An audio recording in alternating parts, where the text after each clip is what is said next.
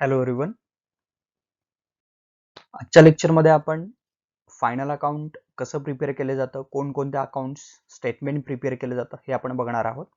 पहिल्यांदा आपण बघूया स्टेप्स इन अकाउंटिंग किंवा स्टेप्स इन अकाउंटिंग प्रोसेस म्हणू शकतो त्याला आपण. बघा, अकाउंटिंग प्रोसेसमध्ये कोणकोणते स्टेप्स येतात.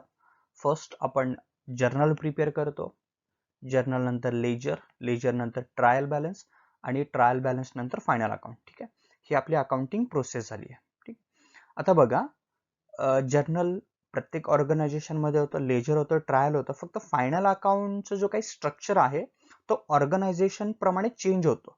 जर तुम्ही सोल ट्रेडिंग कन्सर्न आणि पार्टनरशिप फर्म मध्ये बघितलं तर फायनल अकाउंट स्ट्रक्चर सिमिलर आहे. पण तुम्ही जेव्हा कंपनीमध्ये जाता किंवा दुसऱ्या ऑर्गनायझेशन मध्ये बघता तर फायनल अकाउंटचा फॉर्मॅट काय होतो, चेंज होतो. आता आपण नॉर्मली हॉरिझॉन्टल फॉर्म मध्ये प्रिपेअर करतोय, पण जेव्हा तुम्ही कंपनी अकाउंट करणार किंवा कंपनी फायनल अकाउंट प्रिपेअर करणार तेव्हा तो वर्टिकल फॉर्म मध्ये प्रिपेअर केला जातो. ठीक आहे, मग आता आपण फक्त पार्टनरशिप फायनल अकाउंट मध्ये किंवा सोल ट्रेडिंग कन्सर्न मध्ये फायनल अकाउंट कसं प्रिपेअर केलं जातं, कोणकोणते अकाउंट्स कोणकोणते स्टेटमेंट्स प्रिपेअर केले जातात हे आपण बघणार आहोत. बघा, फर्स्ट आपण मॅन्युफॅक्चरिंग अकाउंट प्रिपेअर करतो, त्यानंतर trading account, profit and loss account आणि बॅलन्स शीट. हा, जिथे ऍक्च्युअल मॅन्युफॅक्चरिंग ऍक्टिव्हिटी होतीये हा तिथे मॅन्युफॅक्चरिंग अकाउंट आपण प्रिपेअर करतो. आपण आज मॅन्युफॅक्चरिंग अकाउंट बद्दल बोलणार नाही, ते सेपरेट लेक्चर मध्ये आपण डिस्कशन करूया. आपण ट्रेडिंग, प्रॉफिट अँड लॉस आणि बॅलन्स शीट बद्दल बोलणार आहोत. ठीक आहे, बघा, first meaning and objective of final account. Final अकाउंटचं मीनिंग काय आहे आणि ऑब्जेक्टिव्ह काय आहेत, का फायनल अकाउंट प्रिपेअर केलं जातं. Statements which are prepared at the end of an accounting year to ascertain financial position and performance. म्हणजे असं एक जे स्टेटमेंट आहे जे इयर एंडला प्रिपेअर केलं जातं, कशासाठी, तुमची फायनान्शियल पोझिशन आणि परफॉर्मन्स फाइंड आउट करण्यासाठी. ठीक आहे, फायनान्शियल पोझिशन तुम्हाला बॅलन्स शीट वरून कळतीये आणि परफॉर्मन्स तुम्हाला ट्रेडिंग आणि प्रॉफिट अँड लॉस अकाउंट वरून कळेल. त्याच्यानंतर कॅल्क्युलेशन ऑफ ग्रॉस प्रॉफिट और gross loss and net profit और नेट लॉस हे कॅल्क्युलेशन केलं जातं. Calculation of capital, owner's fund म्हणतो आपण त्याला, किंवा काही वेळेस त्याला नेट वर्थ पण म्हणलं जातं, हे आपण कॅल्क्युलेट करणार आहोत फायनल अकाउंट मधून. असर्टेनमेंट ऑफ टॅक्स लायबिलिटी, आपली एक्झॅक्टली टॅक्स लायबिलिटी किती आहे, आपण गव्हर्नमेंटला किती पे करायचे आहेत आपल्या प्रॉफिटवर, हे फाइंड आउट केलं जातं. असर्टेनमेंट ऑफ फायनान्शियल पोझिशन, तुमच्या बिझनेसची जसं वर सांगितलं होतं. फॉर टेकिंग फ्युचर डिसिजन, त्याच्यावरून आपल्याला फ्युचर डिसिजन्स घ्यायचे आहेत. कारण बघा, तुमच्या बिझनेसची जी फायनान्शियल कंडिशन आहे त्याच्यावरून फ्युचरमध्ये आपल्याला काही नवीन इन्व्हेस्टमेंट करण्यासाठी काही स्कोप आहे का, किंवा किती फंड रिक्वायर्ड आहे, हे याच्यावरून तुम्ही इस्टिमेट करू शकता. चला, फर्स्ट अकाउंट जे प्रिपेअर केलं जातं ट्रेडिंग अकाउंट. बघा, त्याचे काही फीचर्स दिलेत, डिटेलमध्ये दिलेले नाही पण सगळे फीचर्स बऱ्यापैकी मी कव्हर केले. Trading account is a nominal account. Trading account हे नॉमिनल अकाउंट आहे. Debit all expenses and losses, credit all incomes and gains. Second, it is prepare to find out gross profit और gross loss. Trading account आपण जे prepare करतो ते का prepare करतो, एक तर आयदर तुम्हाला त्याच्यापासून ग्रॉस प्रॉफिट मिळतं किंवा gross loss. All direct expenses are debited, हे खूप महत्वाचं आहे. जे डायरेक्ट एक्सपेन्सेस, आता डायरेक्ट एक्सपेन्सेस म्हणजे काय असतात बघा, ऑल डायरेक्ट एक्सपेन्सेस, प्रत्यक्ष खर्च म्हणतो मराठीमध्ये आपण त्याला. ऑल डायरेक्ट एक्सपेन्स म्हणजे काय, direct expenses, manufacturing expenses, factory expenses, purchase expenses, हे सगळे ट्रेडिंग अकाउंटच्या डेबिट साईडला जातात. All direct expenses, manufacturing expenses, factory expenses, production expenses, purchase expenses, हे सगळे ट्रेडिंग अकाउंटच्या डेबिटला जातात. आणि क्रेडिटला काय जातात बघा, all direct incomes are credited, सगळे जे डायरेक्ट इन्कम्स आहेत ते क्रेडिटला जातात. ठीक आहे. त्यानंतर बॅलन्स, म्हणजे ट्रेडिंग अकाउंट जेव्हा तुम्ही क्लोज करता तेव्हा तुम्हाला बॅलन्स मिळतो. मग बॅलन्स काय असणार आहे, एक तर आयदर ग्रॉस प्रॉफिट असेल किंवा ग्रॉस लॉस, तो प्रॉफिट अँड लॉस अकाउंटला ट्रान्सफर केला जाईल. ठीक आहे, आता ग्रॉस प्रॉफिट कोणत्या साईडला येतो किंवा ग्रॉस लॉस कोणत्या साईडला येतो तो पुढे आपण नेक्स्ट स्लाइड मध्ये बघणार आहोत. त्यानंतर आहे प्रॉफिट अँड लॉस अकाउंट. त्याचे फीचर्स बघा.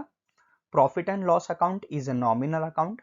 नॉमिनल अकाउंट प्रमाणे profit and loss account record केलं जातं. Debit all expenses and losses, credit all incomes and gains. It is prepared to find out net profit or net loss. जसं trading account मधून तुम्हाला gross profit किंवा gross loss मिळतं, तसं profit and loss account मधून तुम्हाला net profit किंवा net loss मिळेल. Balance. All indirect expenses are debited and all indirect incomes are credited. बघा, ट्रेडिंग अकाउंटला तुम्ही काय रेकॉर्ड करत होता? All direct expenses. ट्रेडिंग अकाउंटला तसं नॉर्मली इन्कम जातं पण खूप कमी जातं. All direct expenses are debited to trading account. All direct expenses, direct expense म्हणजेच manufacturing expenses, production expenses, factory expenses, जे मटेरियल किंवा डायरेक्ट मॅन्युफॅक्चरिंग ऍक्टिव्हिटीमध्ये जे एक्सपेन्सेस इन्व्हॉल्ड आहेत, मॅन्युफॅक्चरिंग उत्पादनामध्ये जे खर्चाचा समावेश होतो, तो ट्रेडिंग अकाउंटच्या डेबिटला जातो. आणि ऑल इनडायरेक्ट म्हणजे कोणते? After production. बघा, आफ्टर प्रोडक्शन म्हणजे प्रोडक्शन प्रोसेस कंप्लीट झालेली आहे, उत्पादन पूर्ण झाल्यानंतर जो पुढचा सगळा खर्च येतो त्याला आपण इनडायरेक्ट एक्सपेन्सेस म्हणतो. का? कारण हा एक्सपेंडिचर डायरेक्टली प्रोडक्शन ऍक्टिव्हिटीमध्ये इन्व्हॉल्व नाही, म्हणून आपण त्याला इनडायरेक्ट एक्सपेंडिचर असं म्हणतो. ते सगळे जातात प्रॉफिट अँड लॉस अकाउंटच्या डेबिटला. इनडायरेक्ट एक्सपेंडिचर्स किंवा इनडायरेक्ट एक्सपेन्सेसला आपण काय म्हणतो? बघा, factory expenses, office expenses, administrative expenses. Factory expenses, office expenses, administrative expenses, हे सर्व प्रॉफिट अँड लॉस अकाउंटच्या डेबिट साईडला रेकॉर्ड करणार आपण.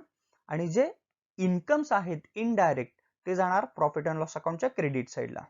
एक्झाम्पल, कमिशन तुम्हाला रिसिव्ड झालेलं आहे किंवा इंटरेस्ट रिसिव्ड झालेला आहे किंवा डिव्हिडंड रिसिव्ड झालेला आहे, त्याच्यामध्ये प्रोडक्शनचा काहीच इश्यू येणार नाहीये ना, बरोबर आहे? काही इनडायरेक्ट आहेत हे.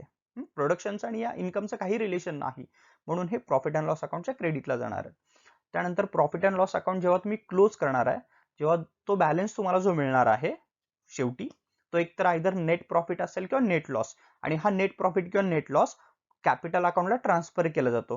प्रिव्हियस लेक्चरमध्ये मी सांगितलं की प्रिव्हियस व्हिडिओमध्ये मी दाखवलं होतं तुम्हाला की कॅपिटल अकाउंट कसं प्रिपेअर केलं जातं. तर तिथं तुम्ही व्यवस्थित पाहिलं तर तुम्हाला दिसेल बघा, तिथे प्रॉफिट अँड लॉस अकाउंट आणि प्रॉफिट डिस्ट्रीब्यूट केला आपण. तो प्रॉफिट कुठून आलाय? या प्रॉफिट अँड लॉस अकाउंट वरून आलेला आहे. त्यानंतर थर्ड, बॅलन्स शीट. खूप लोकांना कन्फ्युजन होतं की बॅलन्स शीट हे अकाउंट आहे का स्टेटमेंट आहे? बॅलन्स शीट हे अकाउंट नाही, बॅलन्स शीट हे काय आहे? स्टेटमेंट आहे. बॅलन्स शीट हे काय नाही? अकाउंट नाही, बॅलन्स शीट हे स्टेटमेंट आहे. बघा, balance sheet is a statement, not an account.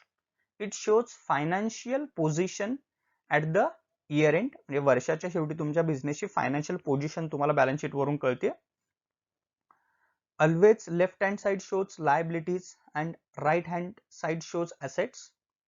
On asset side real and personal accounts are recorded.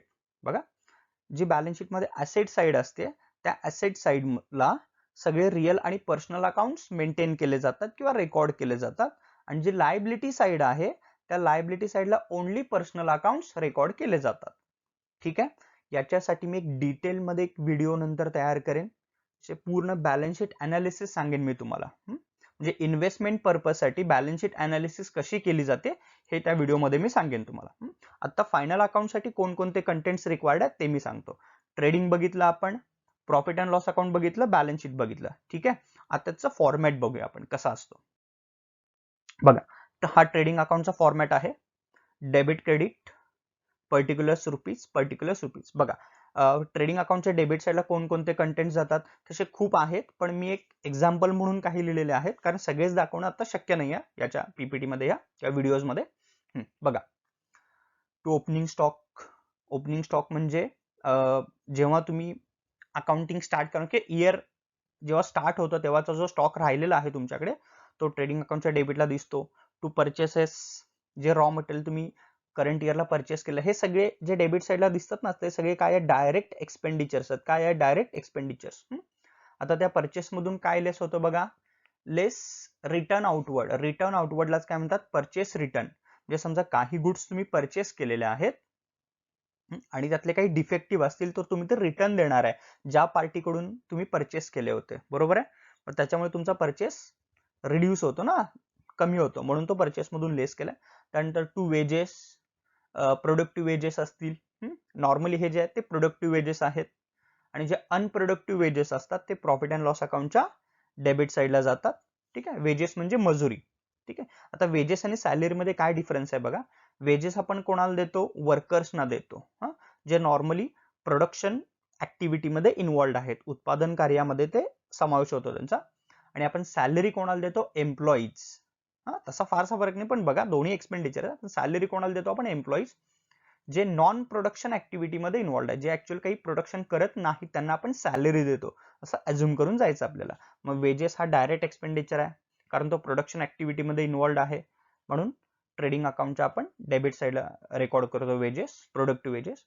त्याच्यामध्ये ऍड काय करतो बघा आपण, आउटस्टँडिंग. ते आपण ऍडजस्टमेंट सेपरेट बघणार आहोत, फक्त ऍडजस्ट कसं करतात त्यासाठी मी दाखवलेलं आहे तुम्हाला. Add outstanding. आउटस्टँडिंग म्हणजे अजून काही आणखी वेजेस द्यायचे असतील तर ते ऍड करायचे, कारण त्याच्यामुळे वेजेसची अमाऊंट काय होणार आहे बघा, इन्क्रीज होणार आहे. त्यानंतर लेस प्रीपेड. मग प्रीपेडचा अर्थ काय असतो, पेड इन ऍडव्हान्स. नॉर्मली तुम्ही जे अकाउंटिंग करता ते पर्टिक्युलर 12 मंथचं करता, लक्षात ठेवा, 12 महिन्याचं अकाउंटिंग करता. आपला अकाउंटिंग इयर स्टार्ट होतं 1 एप्रिल टू 31 मार्च. यासाठी मी एक सेपरेट व्हिडिओ तयार करून देईन तुम्हाला बेसिक कन्सेप्टमध्ये. आपलं अकाउंटिंग स्टार्ट होतं 1 एप्रिल टू 31 मार्च. मग त्या पर्टिक्युलर इयरमध्ये जे काही तुम्ही अमाऊंट स्पेंड केलेले आहे, खर्च केले, तेच रेकॉर्ड केले जातात. ठीक आहे, मग हे प्रीपेडचा अर्थ काय, पेड इन ऍडव्हान्स. म्हणजे नेक्स्ट इयरचं वेजेस किंवा नेक्स्ट इयरचं, मी एक वेजेसचं एक्झाम्पल दाखवलं, प्रत्येकाला हेच हा फॉर्मॅट अप्लाय होतो. समजा नेक्स्ट इयरचे वेजेस जर तुम्ही करंट इयरला पेड केला असेल तर नेक्स्ट इयरचा एक्सपेंडिचर तुम्ही करंट इयरला शो करू शकणार नाही, म्हणून तो वेजेस मधून लेस केला असेल. मग तुम्हाला प्रॉपर करंट इयरचे वेजेस मिळून जाईल. ठीक आहे, काही लोक म्हणाल सर आपण आउटस्टँडिंग ऍड का करतो, अरे ते द्यायचेच आहेत आणि करंट इयरचेच आहेत म्हणून आपण ते ऍड केले. त्यानंतर to carriage and cartage. Carriage and cartage म्हणजे काय, जो काही रॉ मटेरियल आहे तो फॅक्टरीमध्ये आणण्यासाठी आपण ट्रॅव्हलिंग साठी काही पैसे दिले तर ते कॅरेज आहे. त्यानंतर wedges and salary. Sir wedges already तुम्ही वर दिलेला आहे, काही प्रॉब्लेम मध्ये तुम्हाला असं देतात वेजेस अँड सॅलरी किंवा salary and wedges, first word कोणता आहे तो एक्सपेंडिचर तुम्ही ट्रीट करायचा. वेजेस अँड सॅलरी दिले तर फर्स्ट वर्ड कोणता आहे, वेजेस, तर तो डायरेक्ट ट्रीट करायचा. सॅलरी अँड वेजेस दिले तर फर्स्ट वर्ड कोणता आहे, सॅलरी, तर तो सॅलरी ट्रीट करायचा आणि तो प्रॉफिट अँड लॉसच्या डेबिट साईडला रेकॉर्ड करायचा. पुढे रॉयल्टी. आता मी काही बेसिक कन्सेप्टसाठी एक व्हिडिओ तयार करून देणार आहे, पण आता 1 मिनिटात मी सांगतो तुम्हाला रॉयल्टी म्हणजे काय. जेव्हा आपण एखाद्याची टेक्नॉलॉजी यूज करतो प्रोडक्शन ऍक्टिव्हिटीसाठी,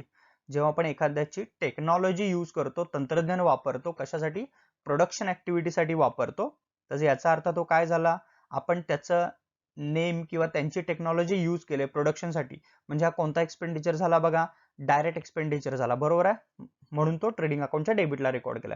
त्यानंतर इम्पोर्ट ड्युटी, म्हणजे जेव्हा तुम्ही बाहेरून काही वस्तू इम्पोर्ट करता, आयात करता, त्यासाठी जे गव्हर्नमेंटचे टॅक्सेस तुम्ही पे करता. आता तुम्ही नॉर्मली काय इम्पोर्ट करता, आता आपण असं ट्रीट करूया, आपण जे फायनल अकाउंट करतो बरोबर, म्हणजे काहीतरी आपण मॅन्युफॅक्चरिंग करतो असं ट्रीट करून आपण पुढे रेकॉर्ड करूया.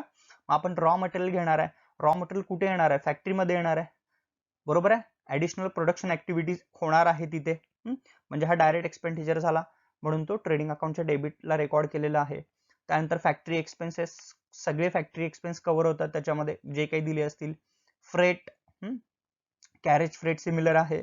त्यानंतर वर्क्स मॅनेजर सॅलरी, आता काही स्टुडंट्स कन्फ्युज होतात, सर मॅनेजर सॅलरी म्हटल्यावर प्रॉफिट अँड लॉसच्या डेबिट साईडला जायला पाहिजे ना, इथं कसं काय आलेलं आहे, works manager salary, only manager salary दिलं असतं तर ते प्रॉफिट अँड लॉसच्या डेबिट साईडला आपण रेकॉर्ड केलं असतं, पण इथं वर्क्स मॅनेजर सॅलरी, मग असं अज्युम करायचं आहे की तो मॅनेजर काय करतोय, ऍक्च्युअल प्रोडक्शन ऍक्टिव्हिटीमध्ये इन्व्हॉल्ड आहे, म्हणून ते ट्रेडिंगच्या डेबिटला. त्यानंतर डॉक चार्जेस, जसं आपण काही इम्पोर्ट करतो बरं, तसं डॉक चार्जेस काही बाहेरून काही वस्तू आणलेल्या आहेत आपण, आणि ते कस्टम ड्युटी वगैरे पे करायची असते गव्हर्नमेंटची, त्या गव्हर्नमेंटच्या वेअरहाऊस मध्ये ते गुड्स आहेत आणि तिथून तुम्हाला गव्हर्नमेंटचे टॅक्सेस पे करून ते गुड्स तुमच्या फॅक्टरीमध्ये आणायचे आहेत. म्हणजे ते गुड्स तुम्ही कुठे कॅरी करून आणणार आहे, फॅक्टरीमध्ये. मग फॅक्टरीपर्यंत आणण्यासाठी जो काही तुम्ही खर्च केला असेल तो प्रोडक्शन ऍक्टिव्हिटीमध्ये इन्व्हॉल्ड आहे, कारण आपण तो प्रोडक्शन एक्सपेंडिचर म्हणूनच दाखवणार आहे. मग प्रोडक्शन एक्सपेंडिचर म्हणजे कोणता झाला, डायरेक्ट ट्रेडिंग अकाउंटच्या डेबिट साईडला कोणताही असेल, मी काही स्पेसिफिक रेकॉर्ड केले तिथं, ऑक्ट्रा असेल, खूप काही आहेत, तुमच्याकडे जे काही कंटेंट असेल त्याच्यात बघून घ्या तुम्ही. त्यानंतर ट्रेड एक्सपेन्सेस. आता मी इथे ट्रेड एक्सपेन्स रेकॉर्ड केलेला आहे, पण एक मार्क केलेला आहे वर. ठीक आहे, तो मी जेव्हा प्रॉफिट अँड लॉस सांगणार आहे तेव्हा तो ट्रेड एक्सपेन्सचा जो काही डाऊट आहे तो क्लिअर करेन. क्रेडिट साईडला बघा, आता बाय सेल्स इन्कम आहे तुमचा.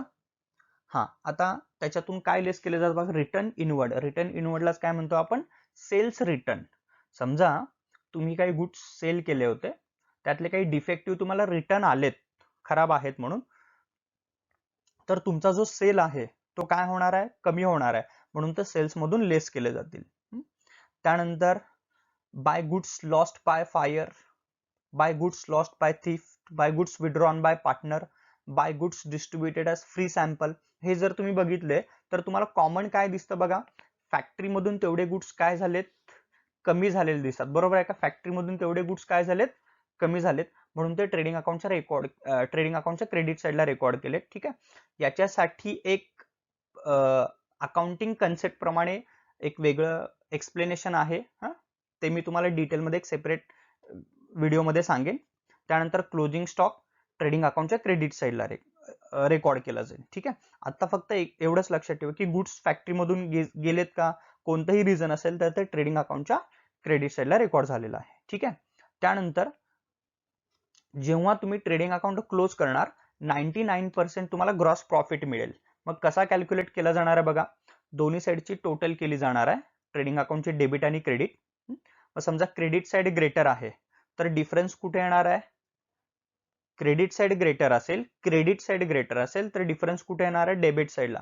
To gross profit carried down, to gross profit carried down. मग हा जो ग्रॉस प्रॉफिट आलेला आहे हा बॅलन्स कोणता आहे बघा, डेबिट बॅलन्स आहे का क्रेडिट बॅलन्स आहे, हा क्रेडिट बॅलन्स आहे, कारण प्रॉफिट आला ना, क्रेडिट साईड ग्रेटर आहे म्हणून आपल्याला डिफरन्स कुठे दिसतोय, डेबिट साईडला, कारण डेबिट साईड शॉर्ट आहे.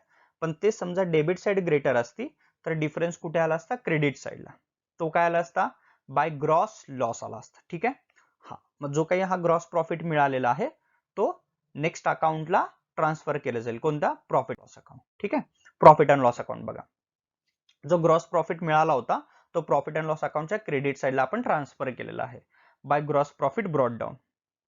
आता एक गोष्ट ऑब्झर्व करा, सर्व जे डायरेक्ट एक्सपेंडिचर्स होते ते तुम्ही ट्रेडिंग अकाउंटच्या डेबिट साईडला रेकॉर्ड केलेत. आता प्रॉफिट अँड लॉसच्या डेबिट साईडला तुम्ही जे रेकॉर्ड करणार ते सर्व इनडायरेक्ट एक्सपेंडिचर्स असणार आहेत. इनडायरेक्ट म्हणजे ते एक्सपेंडिचर्स डायरेक्टली कोणत्याही प्रोडक्शन ऍक्टिव्हिटीमध्ये इन्व्हॉल्व नसतील. बघा, टू सॅलरीज, जसं वेजेस दिलं होतं तसंच सॅलरीज ऍड आउटस्टँडिंग, एक एक्झाम्पल म्हणून एक एक्सपेंडिचर साठी मी दिलेलं आहे. कोणत्याही एक्सपेंडिचर मध्ये आउटस्टँडिंग असेल तर ऍड करायचं, प्रीपेड असेल तर लेस. आउटस्टँडिंग ऍड करणार आपण कारण ते अजून आणखी द्यायचे आहेत, प्रीपेड लेस करणार का, कारण ते काय आहेत, पेड इन ऍडव्हान्स म्हणजे नेक्स्ट इयरच्या आहेत. त्यानंतर टू सॅलरीज अँड वेजेस मी सांगितलं होतं तुम्हाला. एक्सपोर्ट ड्युटी, एक्सपोर्ट बाहेर पाठवलं, मला सांगा आता एक्सपोर्ट आपण कधी करतो, फिनिश गुड्स, बरोबर आहे का, तयार झाल्यानंतर. मग आफ्टर प्रोडक्शन जे काही अमाऊंट आपण स्पेंड करतो ना, आफ्टर प्रोडक्शन जे अमाऊंट आपण स्पेंड करतो त्याला आपण काय ट्रीट करतो, इनडायरेक्ट एक्सपेंडिचर्स किंवा इनडायरेक्ट एक्सपेन्सेस. आणि सर्व इनडायरेक्ट एक्सपेन्सेस कुठे जातात, प्रॉफिट अँड लॉस अकाउंटच्या डेबिट साईडला. Export duty, office expenses, sundry expenses, general expenses, legal expenses, travelling expenses, packing expenses, carriage outward. हा, आता कॅरेज इनवर्ड असेल तर ट्रेडिंगच्या डेबिटला, तर कॅरेज इनवर्ड, इनवर्ड शब्द बघा, आणि आउटवर्ड आहे. आउटवर्ड कधी करणार आहे आपण, फिनिश झाल्यानंतर ना, तयार झाल्यानंतर पाठवणार आहे, मग तो इनडायरेक्ट एक्सपेंडिचर आहे, कारण प्रोडक्शन ऍक्टिव्हिटी मध्ये इन्व्हॉल्व नाही तो. पोस्टेज, त्यानंतर हा, आता पॅकिंग एक्सपेन्सेस. तू म्हणाल सर पॅकिंग कसं काय, फॅक्टरीमध्ये होतं, अरे पण आफ्टर प्रोडक्शन आहे ना, आपण सेलिंग एक्सपेन्सेस, तेच म्हणतो मी तुम्हाला. हे बघा, प्रॉफिट अँड लॉसच्या डेबिट साईडला कोणकोणते एक्सपेंडिचर जातात, office expenses, administrative expenses, selling expenses, indirect expenses. ठीक आहे, हे प्रॉफिट अँड लॉसच्या डेबिटला जातात. हा, आणखी काही लिस्ट आहे, पुढे बघू आपण. क्रेडिट साईडला बघा काय काय जातं, by gross profit brought down, जो ब्रॉट डाऊन केलेला, जो कॅरी डाऊन होता ट्रेडिंग अकाउंटला तो आपण ब्रॉट डाऊन केला. त्यानंतर बाय इन्कम रिसिव्ड, आता इन्कम कोणतंही असू शकतं, कोणतंही इन्कम रिसिव्ड झाला असेल, कमिशन, इंटरेस्ट, डिव्हिडंड, रेंट, ते प्रॉफिट अँड लॉस अकाउंटच्या क्रेडिट साईडला जाईल. त्यानंतर bye discount received, discount received झालेला आहे तोही प्रॉफिट अँड लॉस अकाउंटच्या क्रेडिट साईडला. हा, आता इथे एक तुम्हाला फॉर्म्युला दिसतो बघा, काही लोकांना माहित असेल, नसेल तर बघा, by old RDD less new RDD less. हा फॉर्मॅट मी आता सांगणार नाही तुम्हाला, कारण तुम्हाला सेपरेटली एक्सप्लेन करावं लागणार आहे. तो मी नंतर तुम्हाला सांगेन. त्यानंतर बघा, परत डेबिट साईडला आणखी काय काय दिसतं. टू ऑडिट फीज, ऑडिट, हे बघा ऑडिट फी कोणाला देतो आपण, ऑडिटरला. मग ऑडिटर काय करतो, तुमचे जे बुक्स ऑफ अकाउंट्स आहेत ते चेक करतो. मग इथं प्रोडक्शन ऍक्टिव्हिटी काही झाली आहे का बघा, नाही झाली ना, म्हणजे हा इनडायरेक्ट एक्सपेंडिचर आहे. Warehouse charges. त्यानंतर आता काही लोक म्हणतात सर नॉर्मली वेअर हाऊस हे फॅक्टरीमध्ये यायला पाहिजे, नाही येतं, पण सहसा आपण काय करतो, वेअर हाऊस मध्ये कोणते गुड्स ठेवतो, जे फिनिश आहेत, तयार झालेले आहेत. मग आफ्टर प्रोडक्शन जो काही एक्सपेंडिचर्स असेल त्याला आपण, किंवा एक्सपेन्सेस असतील त्याला आपण इनडायरेक्ट एक्सपेंडिचर्स असं ट्रीट करतो. ट्रेडिंग प्रॉफिट अँड लॉसच्या डेबिट साईडला जातील. टू डिस्काउंट अलाउड असेल, डिस्काउंट दिला असेल तुम्ही कोणाला.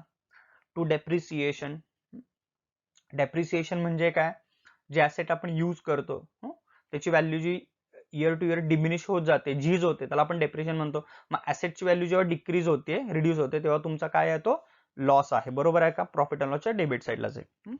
त्यानंतर to goods distributed as free sample, जसं ट्रेडिंग अकाउंटच्या क्रेडिट साईडला आपण रेकॉर्ड केलं होतं की गुड्स फॅक्टरीमधून बाहेर गेले, मग आपण फ्री सॅम्पल म्हणून डिस्ट्रीब्यूट केलेत ना, त्यासाठी काही कॅश आपल्याला मिळालेलीच नाही आहे, म्हणून तो प्रॉफिट अँड लॉसच्या डेबिट साईडला.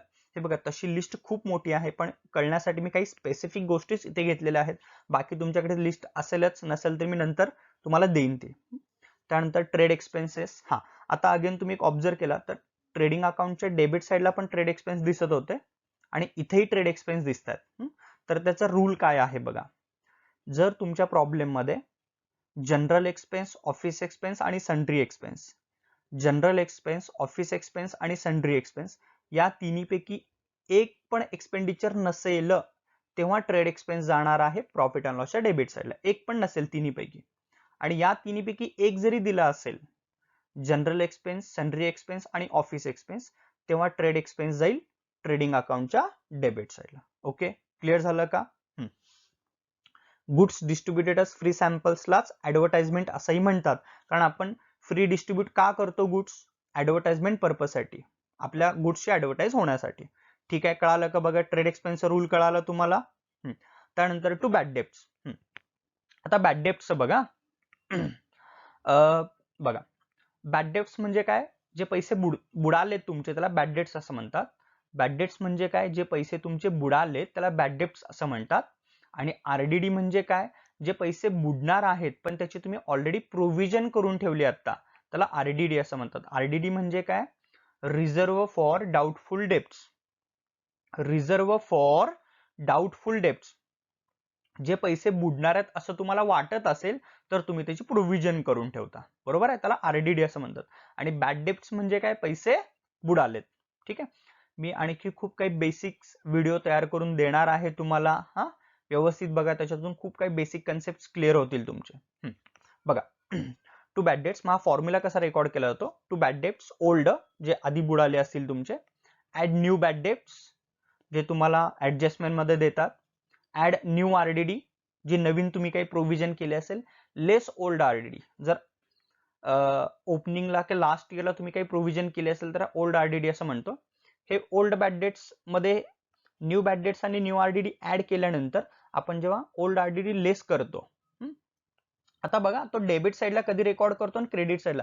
जर प्रिव्हियस स्लाइड मध्ये मी तुम्हाला सांगितलं होतं की हाच फॉर्म्युला क्रेडिट साईडला पण होता, मग तो डेबिटला कधी दिसतो आणि क्रेडिट साईडला. बघा, जेव्हा old bad debts, new bad debts आणि न्यू आरडीडी ह्या तिन्हीची व्हॅल्यू ओल्ड आरडीडी पेक्षा ग्रेटर असेल, तर ओल्ड आरडीडी डेफिनेटली याच्यामधून लेस होईल, बॅलन्स कुठे येणार आहे, प्रॉफिट अँड लॉसच्या डेबिट साईडला येईल. बरोबर आहे, old bad debts, new bad debts, new RDD ह्या तिन्हीची व्हॅल्यू ओल्ड आरडीडी पेक्षा ग्रेटर असेल तर व्हॅल्यू कुठे येणार आहे, प्रॉफिट अँड लॉसच्या डेबिट साईडला.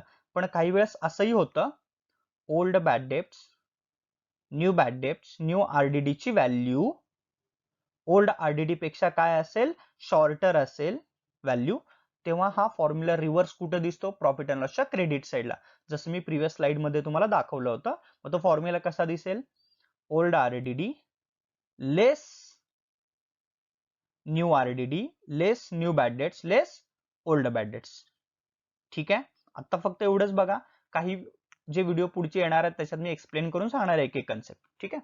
हा, मग प्रॉफिट अँड लॉस अकाउंट जेव्हा तुम्ही क्लोज करणार तेव्हा तुम्हाला एकतर आयदर नेट प्रॉफिट मिळेल किंवा नेट लॉस.